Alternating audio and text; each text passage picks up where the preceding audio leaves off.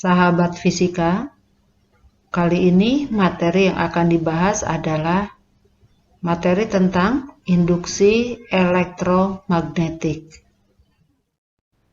Induksi elektromagnetik adalah gejala terjadinya GGL atau tegangan pada suatu penghantar karena adanya perubahan flux magnet. Biasanya GGL yang terjadi kita sebut dengan GGL induksi. Sebelum membahas GGL induksi, kita mengulang materi tentang flux magnet. Flux magnet itu garis-garis gaya magnet yang selalu keluarnya dari utara dan masuk ke selatan. Banyaknya garis gaya magnet yang menembus bidang A kita sebut dengan induksi magnetik.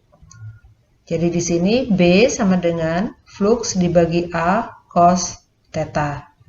Jadi kalau kita mau buat persamaan flux, maka flux sama dengan A kali B cos theta. Pada materi sebelumnya telah dijelaskan bahwa jika sebuah penghantar dialiri arus, maka di sekitar penghantar tersebut akan timbul medan magnet.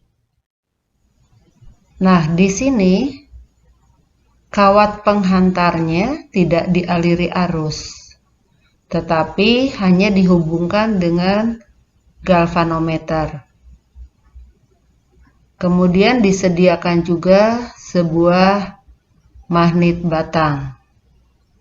Ketika magnet batangnya dalam posisi diam, maka jarum galvanometer juga diam.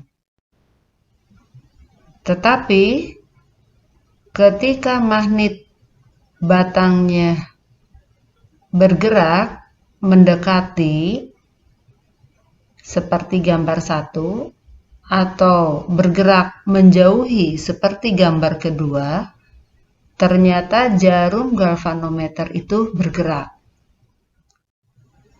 Dengan bergeraknya jarum galvanometer, maka kita bisa menyimpulkan dalam kumparan tersebut ada arus induksi yang disebabkan oleh adanya perubahan jumlah garis gaya yang dilingkupi oleh kumparan tersebut. Jadi, berdasarkan hasil percobaannya, Lenz akhirnya menyimpulkan bahwa arah arus induksi yang terjadi dalam sebuah penghantar akan menimbulkan medan magnet yang menentang penyebab perubahan magnet tersebut. Kesimpulan dari Lenz diperkuat oleh Faraday. Menurut Faraday, besarnya GGL induksi yang terjadi dalam kumparan, besarnya berbanding lurus dengan laju perubahan flux yang melingkupinya. Secara matematik, kita tulis GGL yaitu epsilon sama dengan min N d flux per dt. Atau kita bisa juga menulis epsilon sama dengan min N delta flux per delta T. Artinya perubahan flux tiap satuan waktu. Di sini ada tanda negatif. Negatif ini ada berasal dari Lenz yang mengatakan bahwa medan magnet yang terjadi itu menentang penyebabnya. Pada generator arus bolak-balik, flux magnet jumlahnya tetap. Jika kumparannya diputar, maka flux magnet baru akan berubah.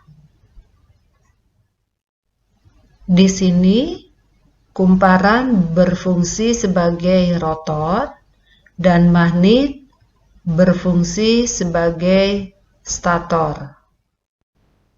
Sekarang kita jabarkan persamaan untuk GGL dari arus bolak-balik. Epsilon sama dengan min N d flux per dt. Fluxnya adalah AB cos theta, jadi kita rubah persamaan menjadi epsilon sama dengan min N d AB cos theta dibagi dengan dt. Di sini cos theta diganti dengan cos omega t, karena theta itu adalah omega kali t. Omega adalah kecepatan sudut. Jadi persamaan berubah menjadi epsilon sama dengan min N d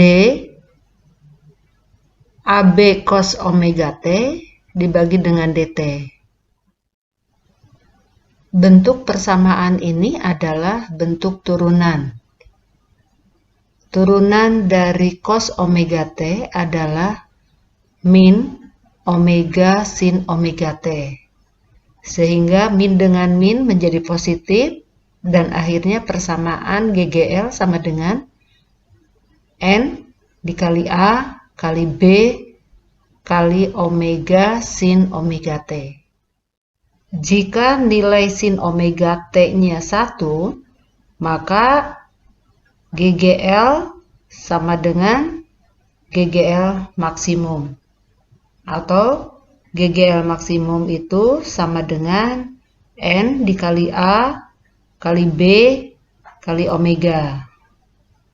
Sehingga persamaan GGL sama dengan GGL maksimum dikali sin dikali omega t. Untuk merubah jumlah flux magnet yaitu dengan memutarkan kumparan. Nah, di sini saya tulis kembali untuk mengingatkan epsilon sama dengan min N d flux per dt. Sedangkan GGL yang terjadi pada kumparan itu adalah min L dI per dt. L itu adalah induktansi diri atau nilai dari induktor. Induktor itu adalah nama lain dari kumparan. Dari kedua persamaan GGL tersebut, kita gabungkan menjadi min N d flux per dt sama dengan min L dI per dt. Di sini dt-nya habis, sehingga menjadi N d flux sama dengan L dI. Persamaan kita rubah menjadi L sama dengan N d flux per dI. Jadi persamaan untuk induktansi diri itu sama dengan N dikali flux dibagi dengan I. Di sini nilai flux diganti dengan A kali B cos theta, di mana cos theta-nya itu adalah cos 0, sehingga nilainya 1. Maka persamaan L menjadi L sama dengan N dikali AB dibagi dengan I. Kemudian nilai B diganti dengan induksi magnetik di pusat solenoida, yakni B sama dengan mu 0 I dikali N dibagi L kecil. Perhatikan penurunan rumus dari induktansi diri ini. Dengan B-nya diganti, maka akhirnya kita mendapatkan persamaan induktansi diri sama dengan mu 0 dikali N kuadrat dikali A dibagi dengan L kecil.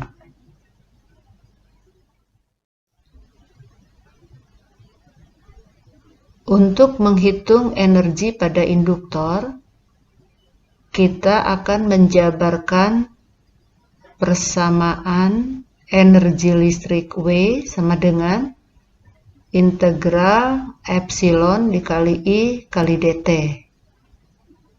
Epsilon diganti dengan min L dI per dt. Jadi persamaannya W sama dengan integral I dikali L dI per dt dikali dt. dt-nya habis, maka W sama dengan integral IL dI. L dikeluarkan, jadi W sama dengan L integral I dI. Integral I dI adalah setengah I kuadrat. Jadi persamaan dari energi pada induktor adalah W sama dengan setengah dikali L dikali I kuadrat.